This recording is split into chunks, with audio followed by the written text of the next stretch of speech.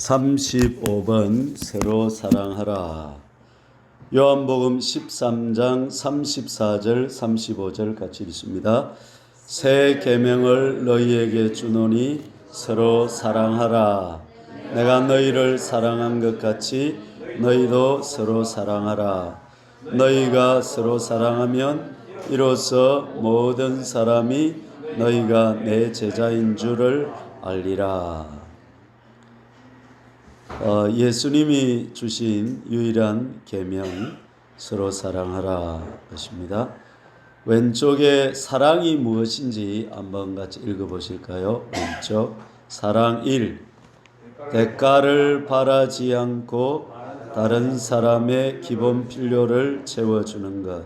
사랑 2.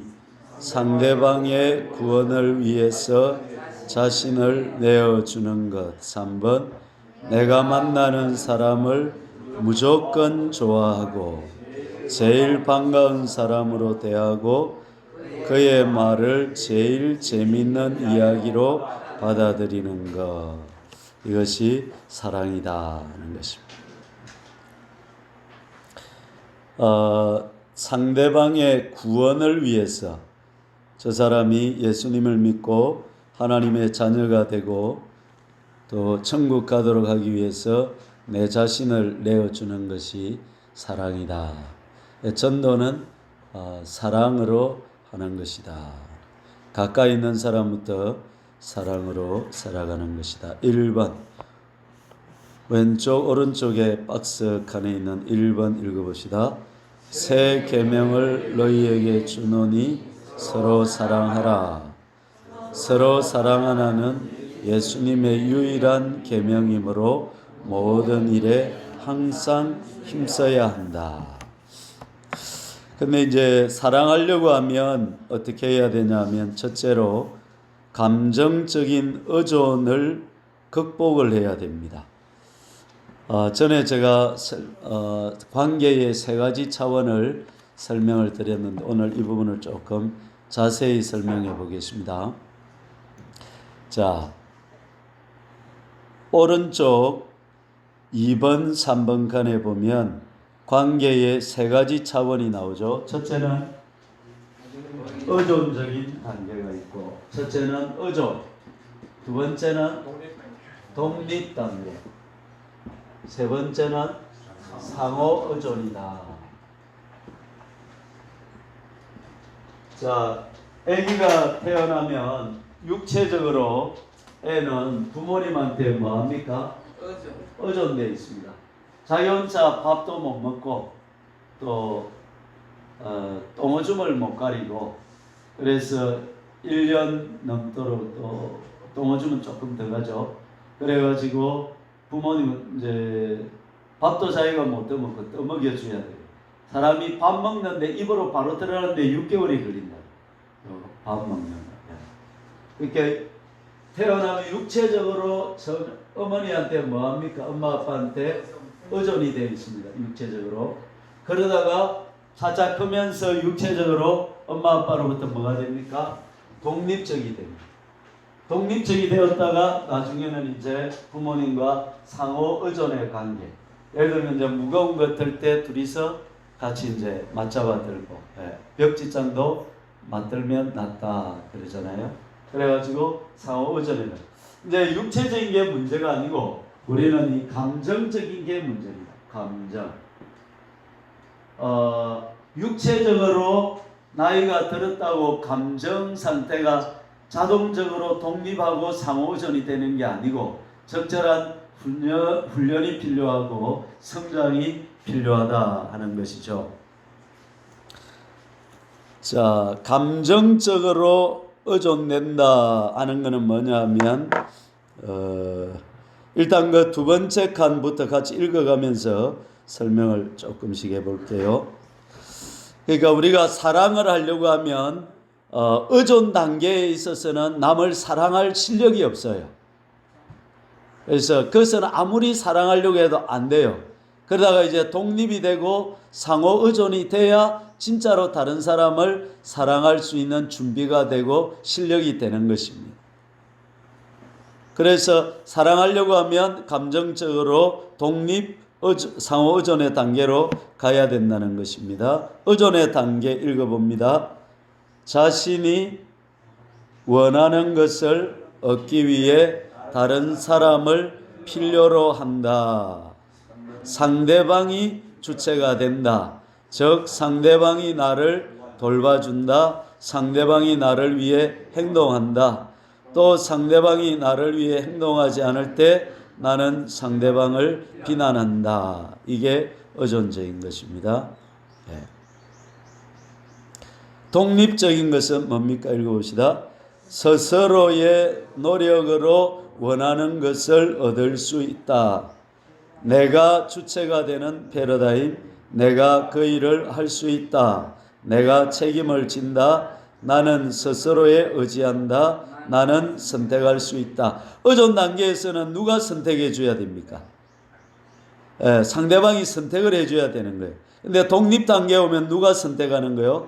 내가 선택. 이 선택이 나거든요. 그래서 상호 의존의 단계 읽어봅시다. 더 큰 성과를 이루기 위해 자신과 남의 노력을 결합한다. 화목한 가정은 어떤 가정? 상호 의존하는 가정이다. 그런 거죠. 우리가 주체가 되는 패러다임이다. 우리가 할 수 있다. 서로 협력할 수 있다. 재능과 능력을 결합한다. 그러면 둘이서 할 수 있는 일보다 각자 둘이서 하는 일보다 훨씬 더 큰 일을 할 수 있다는 것입니다. 자, 3번 칸. 우리는 성장하면서 육체적으로 의존에서 독립으로 상호 의존으로 가는데 문제는 이제 감정적으로도 의존에서 독립으로 상호 의존으로 가야 된다는 것입니다. 1번 읽어봅니다. 우리는 인생을 유아기로부터 시작한다. 남에게 전적으로 의존한다. 지시받고 양육되고 생명도 보호받는다. 이 같은 절대적인 보호 과정이 없으면 살 수 없다. 여러분 그 유튜브에 보면 늑대도 어떻게 살아가는가 보면요. 어릴 때 어린 늑대가 무리해서 엄마 늑대한테 생존 기술들을 배워요. 그런데 그리 못하고 쫓겨나는 늑대들이 있거든요. 이런 늑대들은 오래 못 살아요. 조금 살다가 어떻게 돼? 그냥 그 삶이 유지가 안 돼. 그래서 이 어릴 때 하나님은 의도적으로 이렇게 만드신 거예요. 엄마 아빠 밑에서 생존 기술들을 그 자라는 배경 속에서 배우게 만드는 거예요. 그렇다는 거죠. 2번 읽어봅시다. 2번. 그러나 세월이 흘러가면서 육체적, 정신적, 감정적 그리고 재정적으로 점점 더 독립적으로 되어간다. 우리는 스스로를 돌볼 수 있게 되고 내적 통제할 줄 알며 나아가 자신감도 갖게 된다. 3번 상호 의존성. 내 자신을 남과 공유한다. 나도 남의 자원과 능력에 접근한다. 이제 상호 의존성에 들어가면 시너지가 일어나는 거예요. 굉장한 폭발적인, 그러니까 부부 사이가 상호 의존이 되면 그 가정은 굉장한 그 힘이 나오는 거예요. 자녀들도 좋아지고 그 상호 의존의 단계로 들어가야 돼. 니는 니고 내는 내면 분리되어 있는 거죠. 의존되어 있으면 날마다 서로 다투게 되고 불화하게 되는 거죠. 이 상호 의존의 단계로 들어가야 되는데 감정적인 것 봅시다. 감정적인 것은 1번 가치와 안정이 나를 보는 상대방의 견해에서 나옴. 상대방이 나를 싫어하면 의존적일 때는 상대방, 예를 들어 부부가 산다 이러면 남편이 있으면 남편이 감정적으로 아내에게 의존되면 어떻게 되느냐 하면 내 가치가 아내가 나를 어떻게 보느냐에 따라서 가치가 나오는 거예요. 예를 들어서 아내가 나를 당신 참 형편없어요 이러면 내가 내 자신을 어떻게 생각하는 거야? 형편은 당신은 참 무능한 남자예요. 그러면 나는 어떤 남자가 돼버려. 그래 나는 무능하구나 이렇게 돼버린다는 거예요. 예. 감정적으로 예, 감정적으로 독립돼 있으면 무능하다 그러면 나는 안 무능한데 이래 되는 거죠. 예. 그 이제 기분은 나쁘지만 그 말에 의해서 아내의 관점에 의해서 내가 좌우되지를 않는 거죠. 예. 흔들리지를 않는 거죠. 그게 독립적인 거죠. 예. 그러면 감정적으로 상호 의존적이면 어떻게 되냐면, 그렇죠. 우리가 아무리 독립해도 우리 사람은 관계 속에서의 사랑이 필요하고 격려가 필요하고 지지가 필요하단 말이에요. 예. 내가 울 때는 어떤 사람이 좋고 울어주는 사람이 좋고, 내가 기쁠 때는 어떻게 같이 기뻐해 줄 때에 힘이 나고 격려가 된단 말이죠. 예. 그래서 상호 의존이 되면 내가 좋은 감정이 있지만 거기에 상대방의 더 좋은 감정을 합쳐서 감정의 시너지가 일어나서 행복할 수 있다는 것이죠. 예. 요즘을 가리켜서 융합의 시대다 그럽니다. 요즘 이제 뭡니까, 딸기 같은 것도 다른 거하고 융합을 해가지고 바닷가에 뭐 이런 거 융합을 해가지고 좋은 딸기를 만들어내고요. 오늘 먹은 백자 메론 이런 것도 아마 뭐 섞은 걸 거예요, 그죠? 그리고 전에 금향인가 이걸 먹어봤는데 이거는 또 감도 또 요새 어때 배하고 감을 섞어가지고 어떻게 배감이 나오고, 예, 그러잖아요. 융합의 시대인데 이게 이제 지적으로 볼 때 상호 의존적이면 뭐냐면 내 좋은 생각이 있는데 거기다가 뭘 합치는 거야? 다른 사람의 더 좋은 생각들을 합쳐가지고 그게 시너지가 일어나도록 하는 거란 말이죠. 그래서 서로 사랑하려고 하면 내가 감정적으로 의존이 돼 있으면 안 된다는 거죠. 자, 이래도 여러분 이해를 잘 못할 테니까 저를 한번 설명을 들어서 설명을 해볼 테니까 여러분 한번 들어보시고. 제가 결혼하고 나서는 우리 집사람한테 감정적으로 의존이 돼 있는 거예요. 그래서 그러다 보니까 그런데 감정이 또 비비 꼬여 있다 보니까 어떻게 꼬여 있냐면 우리 집사람이 기분이 좋으면 나는 이상하게 기분이 나쁜 거야. 근데 집사람이 기분이 나쁘면 나는 기분이 좋은 거야. 이게 얼마나 꼬여 있는 거예요. 보통은 나쁘면 나쁘고 좋으면 좋아야 되는데 나는 나쁘면 좋고 좋으면 나쁘고 이렇게 됐단 말이에요. 그래가지고 이제 우리 집사람은 이제 말다툼을 한단 말이지. 한번 싸운단 말이지. 이렇게 저렇게 하면 막 열불이 올라오면 막 차를 타고 가다가 막 차를 가지고 전봇대를 확 집어보고 싶어 막. 그래가 막 차를 타고 오다가 막 저이 썩나 막 그 감정이 나를 지배하면 막 전봇대를 확 집어비고 막 머리를 확 집어비고 싶고 막 기밀이 때 보고 싶고 막 그렇게 지배를 받는다는 거예요, 감정이. 근데 이제 그렇다가 이제 저 사람이 이제 예를 들면 이제 사람들 서로 이제 기분 나쁜 말을 할 때가 있잖아요.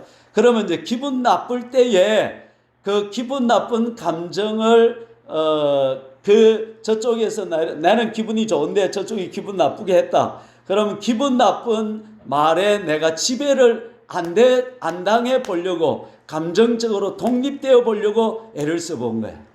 그러니까 처음에는 막 죽을 것 같아 막 앉아 있으니까 막 그래 막 감이 참으니까 이게 감정이라는 게 조금 있으면 뭐 하더라? 사그라들더라. 그러니까 이제 독립이 처음에는 힘든데 이 감정이 독립적인 단계를 필요로 하더라는 것이죠. 그러다가 이제 서로 이제 상호 의존의 단계로 들어가는데 제가 옷을 좀 벗어도 되겠습니까? 우리 한국 사람은 어릴 때 가정에서 너무 밀착되어 살기 때문에 감정적으로 다 의존이 되어 있는 거야. 그래가지고 부부가 이제 감정이 이제 동감이 돼버리는 거야. 동감이. 저서 기분 나쁘면 나도 어떻게 같이 기분 나쁘고 이렇게 돼버리니까 저쪽에서 기분이 나빠도 나는 감정을 객관적으로 유지할 수 있어야 되는 거지. 그래가지고 저쪽이 기분 나쁠 때 그 감정 기분 나쁜 날에 헤헤 웃고 이러면 더 기분 나쁘면 그리는 안 하는데 그렇지만은 그 감정을 읽어는 주되 내가 거기에 동감은 안 해가는 거지. 그렇게 이제 성숙을 해가야 된다. 이거 설명하기가 어렵네요. 이해가 좀 됩니까? 의존적이라는 것은 내가 내 문제를 해결하지 못하고 상대방이 어떻게 해줘야 돼? 해결을 해줘야 되는 게 의존적이다 이 말이죠. 예. 지적으로 의존되어 있으면 내가 사고를 못해. 그래서 상대방이 뭘 해줘야 돼? 생각을 해줘야 돼. 그럼 지적으로 의존되어 있는 거예요. 그래서 우리는 육체적으로 독립을 했지만 더 중요한 것은 감정적으로 지적으로 독립이 돼야 된다. 그래서 그리스도인들도 처음 신앙생활 할 때는 목사가 옆에서 도와주고 지지해 주지만 결국은 자립하는 그리스도인이 돼야 되는 거죠. 자기 스스로 말씀 읽고 기도하고 하나님과 교제하고 하나님의 뜻을 따라 살고 제2가 되어서 작은 예수로서 믿음으로 살아가야 되죠. 그런데 좀 그런 사람들끼리 또 만나면 거기서 상호 의존이 되어서 신앙이 더 은혜를 받게 되고 은혜가 정복되고 되고 믿음이 서로 정복되게 되고 그렇게 축복의 역사가 일어난단 말이죠. 근데 이제 교인들이 다 어려서 신앙적으로 다 의존이 되어 있으면 그러면 이제 이게 교회가 힘들기 시작하는. 그래서 교인들이 의존 단계에서 독립 단계로 독립 단계에서 상호 의존으로 신앙도 성장해 가야 된다는 것이죠. 예. 따라합시다. 자립하는 그리스도인이 되자. 앞으로 이제 대활날이 오면 끝까지 가야 우리 신앙이 제대로 될 수 있다. 자, 그 다음에 하나는 감정의 의존 단계를 극복해야 서로 사랑할 수 있다는 것이고 두 번째는 사람에게 기대하거나 의지하지 말라는 것입니다.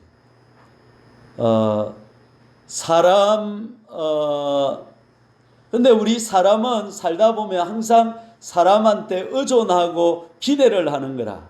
그런데 제가 어떤 목사님이 오래전에 저한테 좋은 책을 하나 소개해 줬는데 노엄 웨이크필드라는 분이 사랑의 기술이라는 책을 지었어요. 이 사랑의 기술이라는 책이 한 3권인가 4권인가 이랬대요. 아주 다 좋은 책들인데 이 책은 특별히 어떤 부분을 다루느냐 하면 관계에 있어서 그리스도인들이 우상 숭배를 한다는 거예요. 그 우상 숭배는 뭐냐면 우리의 궁극적인 필요는 모든 필요는 궁극적으로 하나님만이 우리를 도와줄 수 있다는 거예요. 근데 하나님만이 도와주는데 그 하나님을 도움의 근원으로 삼지 않고 사람에게 기대하고 의존하고 사람한테 바라고 하면 그 사람을 우상 숭배하는 게 된다는 거죠. 예. 그 사람을 내가 누구로 섬기는 것이다? 하나님으로 섬긴다는 것입니다. 예. 이렇기 때문에 관계가 안 좋아진다는 거예요. 예. 우상 숭배한 사람은 사랑할 수 있다, 사랑하지 못한다? 사랑하지 못한다는 것입니다. 자, 이 개념을 여러분이 제가 지금 말하는 게 굉장히 좀 이해가 되면 이해가 되는데 이해가 안 되면 뭐 저리 구름 잡는 소리 하나 할 수 있는데 조금 잘 생각을 해보시기 바랍니다. 자, 오른쪽에 1번 칸을 천천히 읽어가면서 한번 이해를 한번 해보시죠. 자, 사랑의 기술. 자, 천천히 읽어봅니다. 시작. 우상 숭배란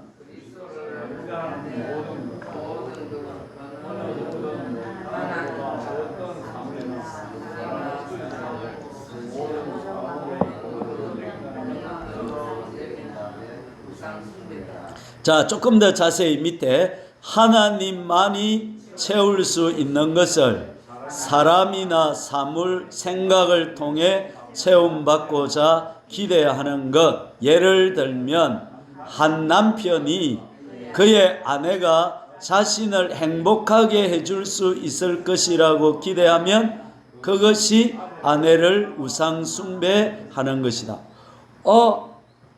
결혼할 때 아내는 남편한테 저 사람이 나를 행복하게 해줄 것이다 기대해야 돼요? 안 해야 돼요?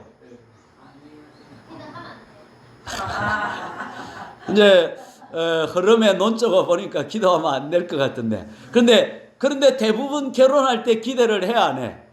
하지. 그래서 하자마자 싸우기 시작하는 거야. 왜? 저 사람이 내 필요를 채워줄 실력이 있다 없다? 없다. 그거예요. 사람은 내 필요를 못 채워준다니까요. 그런데 항상 우리는 다온 야 남편아 내 필요를 채워다오. 네가 좀 내 필요를 채워다오.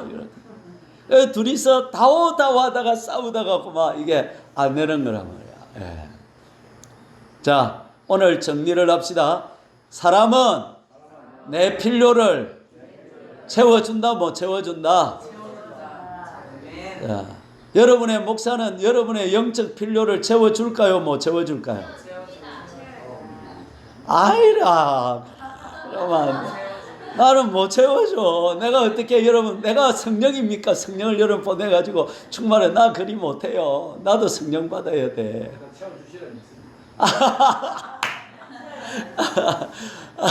하나님이 채워주는 거야. 그러면 목사는 뭐냐면 하나님이 채워주는, 잘 채워주는 뭐가 되는 거야?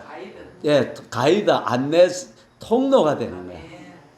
목사한테 기대를 하지 마. 하나님께 기대를 하는데 하나님께서 목사의 설교를 통해서 오늘 우리에게 필요한 양식을 뭐하도록 채워주도록 기도하는 거죠. 아멘. 여러분이 저에게 기도하면 저하고 관계가 반드시 안 좋아져요. 이건 철칙이야. 그러니까 저한테는 기대도 하지 말고 바라지도 말고 그냥 있으니까 저 사람이 나와 설교해 주니까 감사하고 할렐루야. 내가 새벽기도 안 나오다 여러분 놀라지 마세요. 우와, 목사님이 새벽기도 안 나오면 그러지 말고 아이고 지도 사람인데 뭐 안 놀 수도 있지. 아멘. 어떻게 아멘을 너무 잘하시네. 그러니까 사람한테 기대를 하죠. 여러분, 남편들은 부인이 밥 해줄 거 기대하지 마세요. 그런데 밥을 해줘. 그러니까 어때요?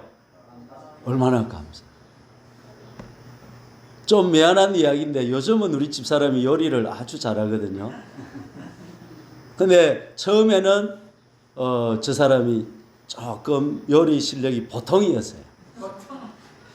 그러니까 애들이 학교에 가면 학교 밥을 너무 맛있게 먹는 거야.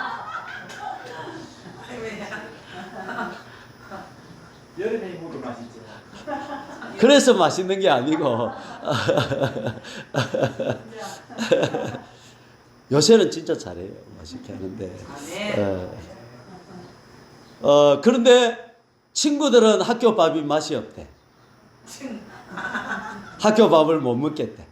그런데 우리 애들은 학교 밥이 너무 맛있대.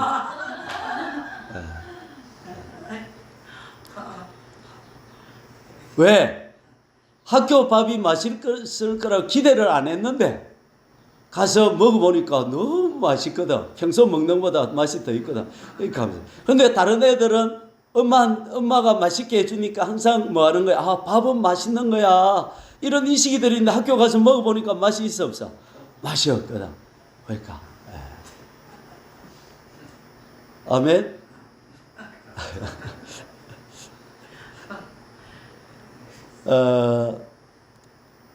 그 다음 밑에 읽어봅니다. 밑에 거 읽어봅니다. 자, 시작.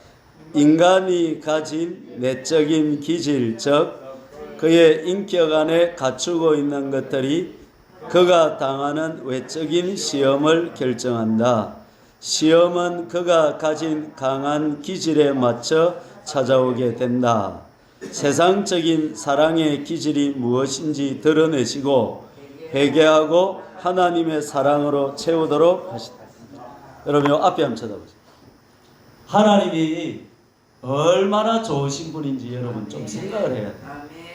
자, 제 설명을 진짜 잘 들어보세요. 자, 내가 요 있습니다. 내가 요 있는데 하나님은 나를 어떤 존재로 만들기를 원해요? 하나님이 나를 창조하신 목적이 뭐예요? 구원이라 했죠. 구원. 하나님을 뭐해서? 닮아서 하나님과 뭐하게? 하나로 살기를 원한단 말이에요.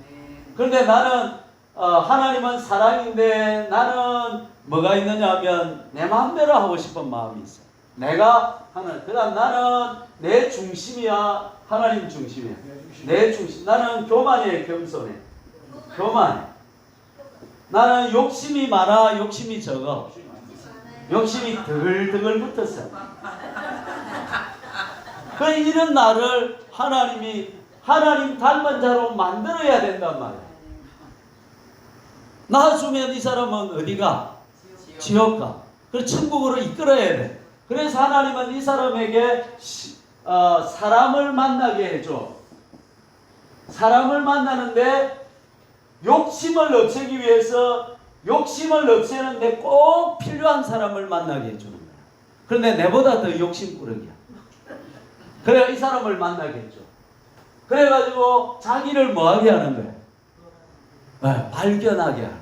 이게 하나님 은혜라는 거야. 어쩌다가 내가 저런 사람 만났노? 눈이 삐지. 아니야. 하나님이 의도적으로 그런 사람 만나게 해주시는 거야. 이걸 교만할 때는 이게 안 보여. 교만할 때는 안 보여가지고 내가 그때 선택을 잘못. 아니야. 선택 잘했어. 선택을 잘못한 게 아니야. 네.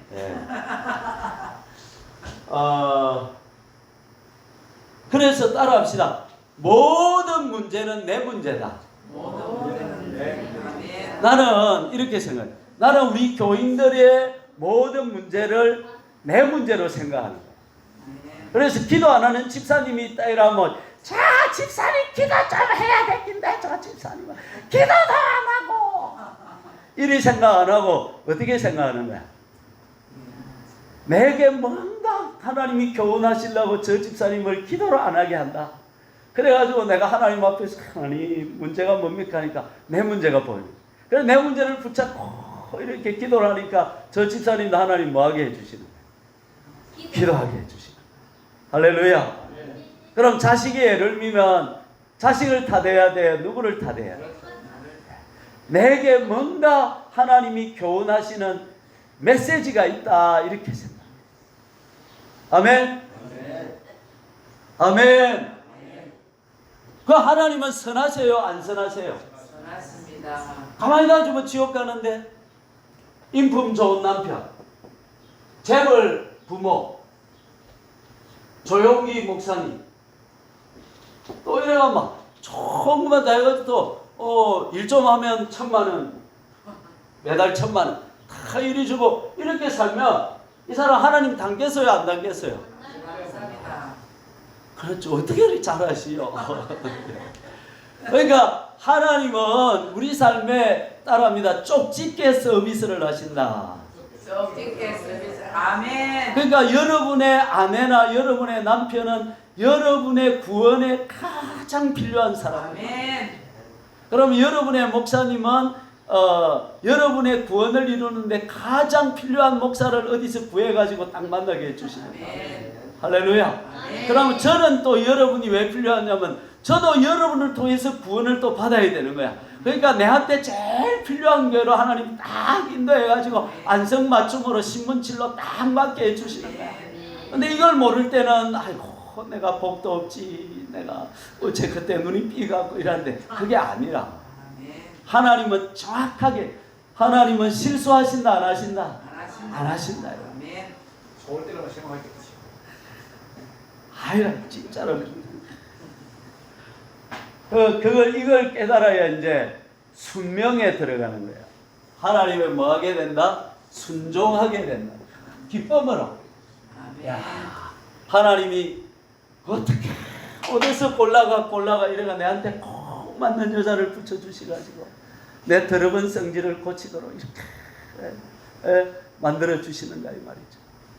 그래서 이걸 이제 깨닫기 시작하면 그래서 항상 뭐하라? 기뻐하라, 쉬지 말고 기도하라, 범사에 감사하라. 모든 현실은 하나님이 주시는 것이다. 시작. 모든 현실은 하나님이 주시는. 아멘. 모든 만나는 사람도 누가 주시는 거야? 하나님이 주시는 거야. 왜? 내 구원을 이루어가는데 가장 좋은 사람들을 만나게 해주시는 거야. 그래서 이제 눈을 똑바로 뜨고 내 옆에 있는 사람부터 새 계명을 너희에게 주노니 뭐하라? 서로 사랑하라. 누구부터? 내 옆에 있는 사람부터 뭐하라? 서로 사랑하라. 그게 이제 하나님의 자기를 부인하고 하나님의 자기를 맞추어 가는 과정이 되는 거예요. 그게 거룩으로 가는 걸음이 되는 거예요. 그게 이제 신앙의 첫걸음이 되는 게 그거란 말이죠. 하나님을 받아들이라. 아멘. 그래서 오늘부터 이를 악물고 따라합시다. 내 옆에 사람부터 사랑해 버리라. 할렐루야. 아멘.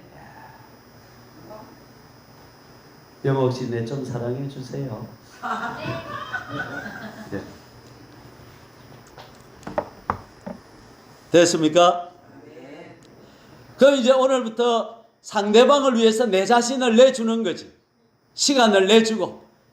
나는 우리 집 사람이 텔레비만 보면 성이 나는데 이제 어떻게 하는 거야? 앉아서 같이 텔레비 봐주는 거야. 연속부터 봐주고 이렇게 재밌어. 나 그러지 못할 것 같은데 어떻게 하지? 그래도 죽었다 생각하고 그리 해보는 거지. 나는 이걸 깨닫고 우리 애들 요리를 하기 시작했어. 그래가지고 이제 요리를 하는 거야. 그래가지고 애들 주말에 이제 그 레시피 옛날에 유튜브 한 레시피 봐가지고 오징어 덮밥도 제가 오징어 덮밥을 잘해요. 오징어 덮밥을 쫙 잘라 이러는데 그 다음에 돼지고기를 사가지고 탕수육. 애들이 아직도 탕수육 아빠 해준 탕수육이 맛있었다. 먹고 싶다 이러는데 근데 요새는 또 요리하면 잘 안 돼. 이제 요리하지 마라 그런지. 그래. 자, 사랑 3번 한번 읽어봅시다. 내가 만나는 사람을 첫 번째 따라합니다. 무조건 좋아한다. 두 번째는 제일 반가운 사람이다. 세 번째 그의 말이 제일 재밌는 이야기다. 그러니까 우상 숭배의 영에 잡혀서 사람들에게 기대하거나 의지하거나 하면 사랑할 수 있다 못한다. 사랑하지 못한다. 그러니까 따라합니다. 사람은 사랑의 대상이다. 불쌍히 여길 대상이다. 도와줄 대상이다. 그러니까 사람은 항상 섬기려고 해야 되는 거야. 내가 섬김 받지 말고 어떻게 저 사람 만나면 저 사람을 어떻게 뭐 할까? 섬겨줄까? 이렇게 생각해. 그러면 하나님으로부터 엄청난 사랑이 내한테 쏟아져 와요. 그래가지고 하나님의 사랑이 자원이 내 안에 확 주어지는 거야. 그러면 이 사랑 가지고 또 뭐 하는 거지? 다른 사람의 사랑을 또 채워주고 사랑해주고 돌봐주는 거지. 그러면 우리 가정의 아내는 나를 통해서 누구를 만나는 거야? 예수님을 만나고. 자녀들은 나를 통해서 누구를 만나는 거야? 예수님을 만나고. 그래 예수님을 사랑하게 되는 거야. 그래 가족들이 예수 잘 안 믿는 거는 전부 누구 탓이야? 아니 아버지 탓이야. 아버지의 탓이야. 그래서 나는 우리 애들이 신앙 안 좋아하는 거, 우리 애들이 하나님 안 기뻐할 때마다 누구를 탓할까? 아버지, 내가 뭔가 잘못했어. 내가 뭔가 신앙을 뒤숭을 떨어가지고 우리 애들이 저런 모습입니다. 내를 치면서 회개하는 제목이 된단 말이죠. 아멘? 아버지여 가정을 살리시라. 이 아버지의 역할이 얼마나 중요하고 얼마나 소중한지 모른다. 아버지가 이 사랑으로 살면 가정이 막 너무 재밌는 거야. 자녀들이 부모님을 좋아해가지고 막 가정에 오고 싶어 하는 거야, 아버지. 예. 아멘? 우리 석천 최주사님은 좀 잘하셨나? 원용이도 오고 지용이도 오고. 석천이 아니고 삼월. 나 이 자꾸 헷갈려. 여러분.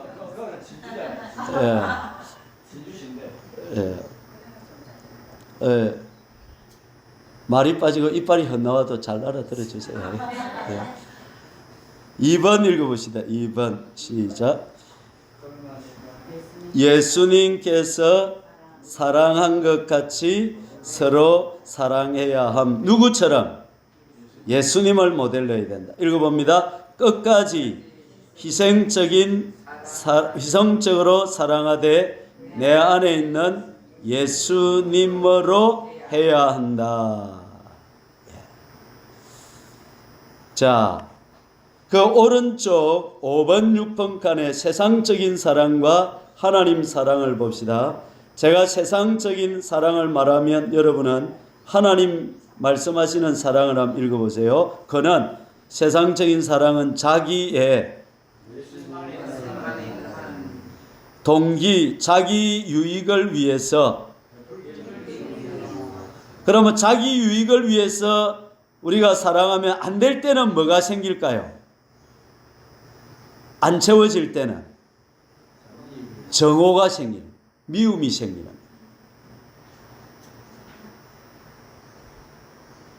여보, 전 집사님 책 한 권 들으세요.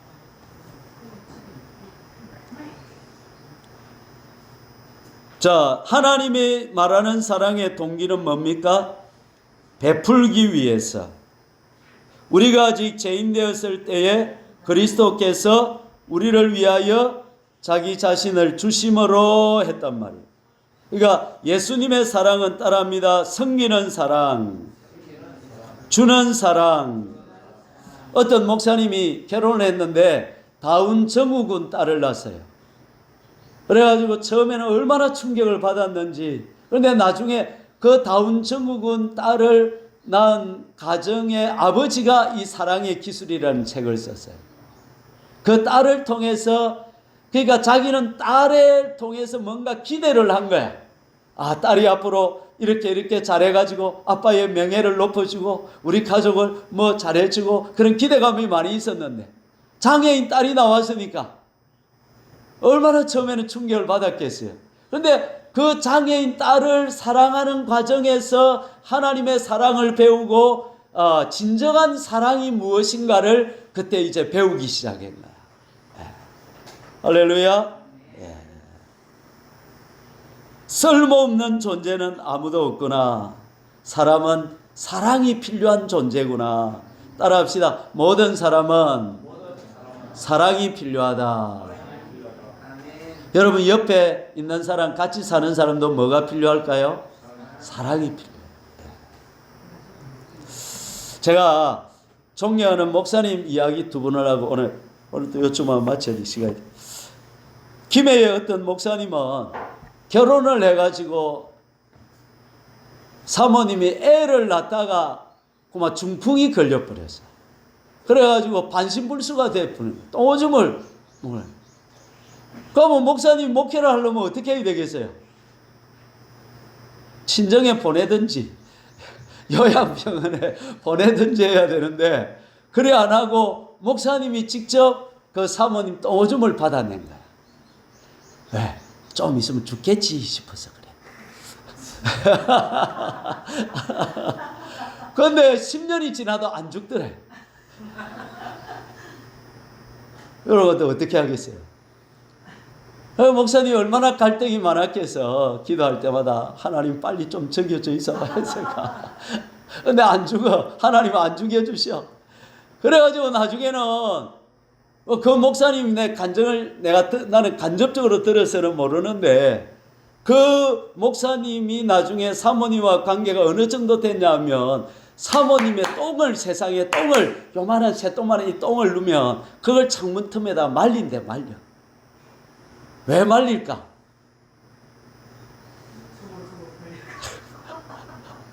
귀하다고. 그래가지고 자식들이 그걸 채려고 야들아 놔주라 그 똥 놔주라. 그래. 그 정도까지. 그래가 그 사모님을 30년을 케어했다든가. 그래. 할렐루야. 사랑은 그 사람의 유용성에 의해서 가치가 결정되는 거 아니에요. 그래서 나는 우리 집사람한테 물어봐. 여보 앞으로 마장이 내가 효리 되면 어떻게 할 거야?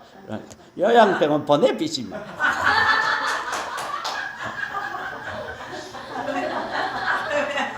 목사님만 사모님을 사랑하는 거야. 사모님을 사랑하지 않는 거야. 모르겠어요. 여보 보내지 마세요.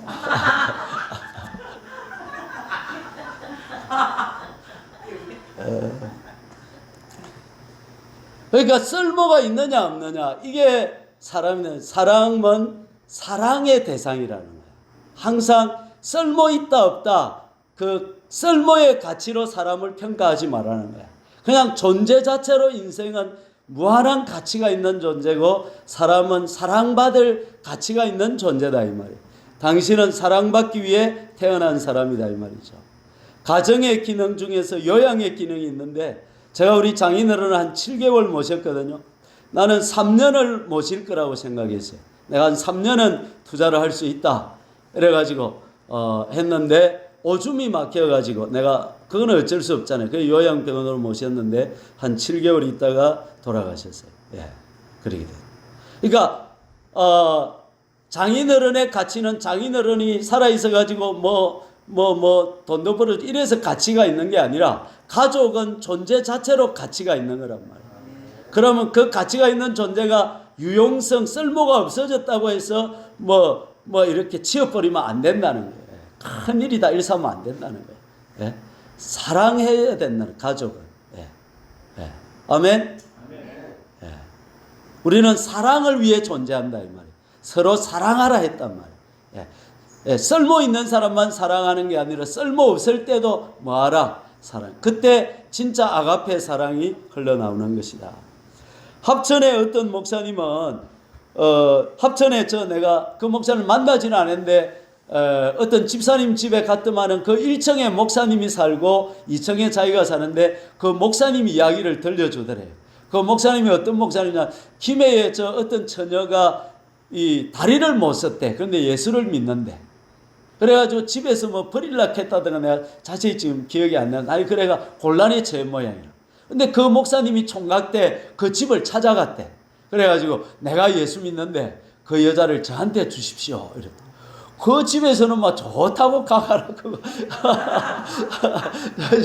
근데 이 목사님이 그 여자를 업고 그렇게 섬기면서 목회를 하고 키웠는데 애를 5명인가 낳아가지고 그래가지고 은퇴할 때까지 그 목사님이 그 사모님이 그랬는데 사모님이 몇 년 전에 아마 내가 그때 갔을 때는 돌아가셨다 그런 것 같더라.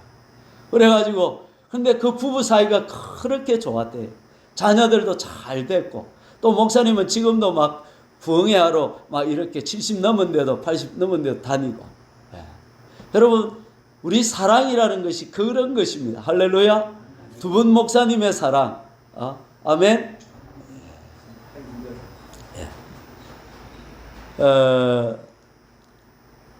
그 밑에 보시면 사람의 유용성에 따라 본질적인 가치가 결정됨 나오죠. 세 번째.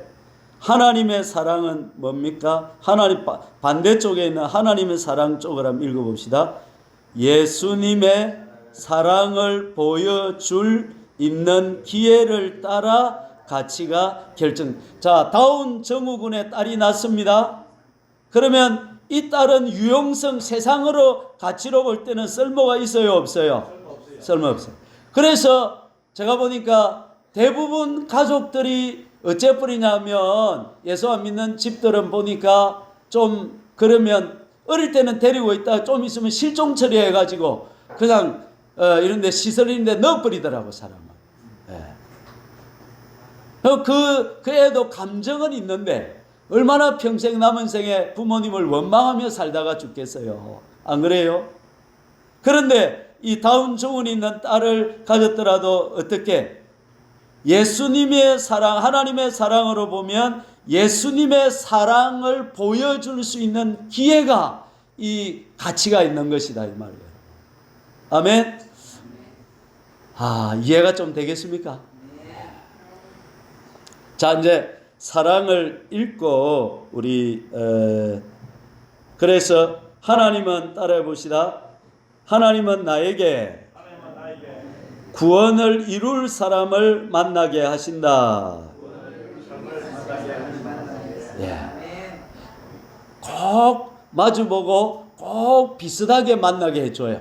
수준이 꼭 비슷하게 만나게 해줘요. 예. 그래가지고 어떻게? 서로를 보면서 뭐 해가라고? 예, 닮아가고 성장해가라고 그렇게 하나님이 해주시는 것이다. 하나님은 선하시다. 하나님은 사랑이시다. 예. 자, 또 사랑의 15가지 모습 읽고 우리 기도합시다. 여러분 이거 당분간 저하고 주일 오후에 사랑에 대해서 관계에 대해서 계속 배울 때 이걸 좀 계속 읽으셔서 주님의 사랑이 여러분에게 좀 우리 모두에게 좀 생겼으면 좋겠습니다. 제가 위에 읽을 테니까 여러분 한번 읽어보세요. 사랑, 7, 8, 9번칸에 있죠. 오른쪽. 사랑은 오래 참고 아내에게 못 참을 일이 있어도 끝까지 참는다. 2번. 사랑은 온유하며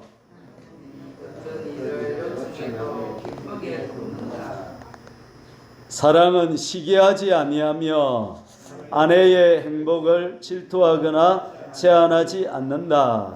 사랑은 자랑하지 아니하며 내가 한 것을 아내에게 떠벌리거나 알아달라고 하지 않는다. 교만하지 아니하며 아내보다 나를 높이거나 우쭐해하지 않는다. 6번. 무례히 행하지 아니하며 아내를 좋은 예절로 대한다. 7번. 자기의 유익을 구하지 아니하며 아내의 필요를 나의 필요보다 앞세운다.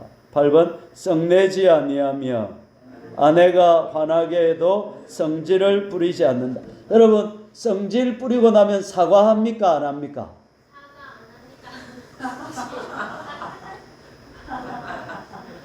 성질 뿌리고 나면 반드시 사과를 해야 됩니다. 따라합시다. 천국의 언어가 있으면 따라합니다. 미안합니다. 잘못했습니다. 용서해 주세요. 이게 천국 언어입니다. 예. 사과를 해야 됩니다. 썩낸 것 사과해야 됩니다. 9번. 악한 것을 생각하지 아니하며 아내가 내게 실수할 때에도 좋은 방향으로 생각하고 탈탈 털어버린다. 10번. 불의를 기뻐하지 아니하며 나는 아내가 실수한 것을 떠벌리지 않는다. 11번. 진리와 함께 기뻐하고 아내가 옳은 일을 행할 때에 내가 정말 행복함을 표현한다. 모든 것을 참으며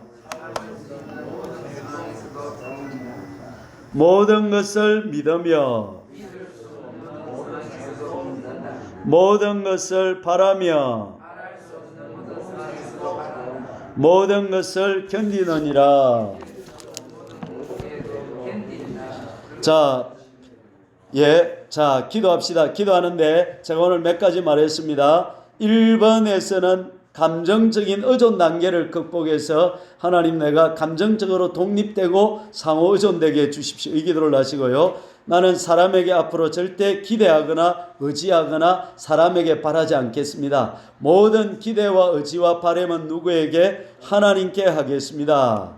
그 다음에 예수님처럼 서로 사랑하려고 하면 자기의 유익을 위해 사랑하지 말고 베풀기 위해 사랑하고 유용성에 따라 사람의 가치를 결정하지 말고 사랑을 보여줄 기회의 가치를 결정해라. 그리고 15가지 사랑의 모습으로 우리 한 2, 3분 동안 기도하고 마칩시다. 주여 한번 부르고 같이 기도합니다. 주여